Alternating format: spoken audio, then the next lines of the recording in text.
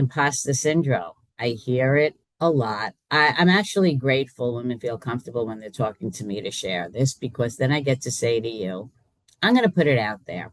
I'm going to put it out that I think most people experience some sort of imposter syndrome sometime in their career. That you're in a position and it's like, I can't really do this. They're going to find out I'm not good at this. I don't really know what I'm doing, but you're doing it. Imposter syndrome comes up when you're on a job search and you can't get a job and you get rejections and you can't figure out why. You're thinking, yeah, well, maybe I can't do this job. Maybe it's real. And I'm here to tell you no. The fact that you're not getting traction in your job search is totally separate and has nothing to do with your qualifications for the job. It's your sales and marketing plan. Okay. Now, I said the word sales. I'm going to take a little step into something I just had a conversation with because I often hear, well, I can't sell myself. I'm uncomfortable selling myself. I hear that a lot too. So, this is how I want you to think about this. You're not selling yourself, you're explaining yourself.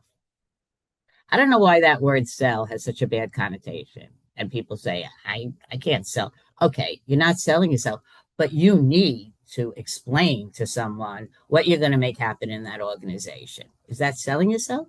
Or is that explaining how you're going to lead that organization and what you're going to make happen?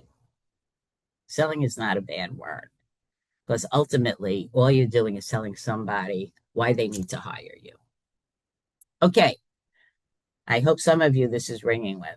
I wanted to say something about executive presence because I hear a lot that you get that feedback from an interview, and I've heard several times they told me I didn't have enough executive presence, and they're like, "Well, what does that even mean? I'm an executive. How do I not have executive presence?" So I thought I would take a minute to talk about that because I hear that a lot.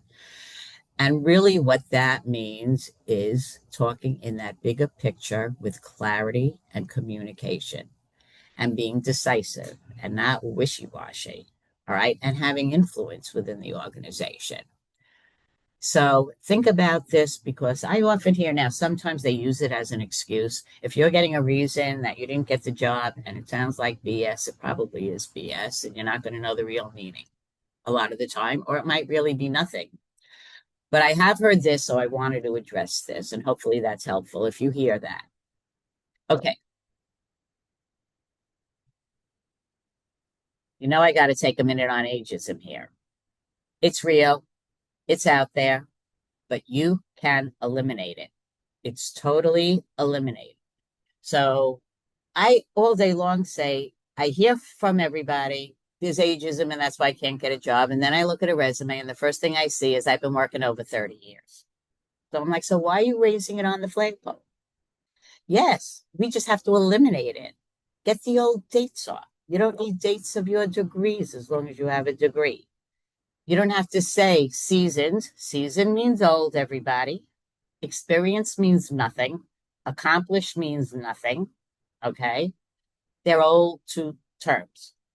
Another thing, if your resume is the same resume you've been using for 20 years ago, they're not thinking of you in a strategic job. Your resume looks like their admin they just hired at 80K. So here's the thing. You could work as long as you want. I work with folks into their 70s, and I actually work with a CEO in his 80s who didn't like playing golf and didn't want to retire. So ageism is real until you eliminate it. It's totally eliminatable, if that's a word.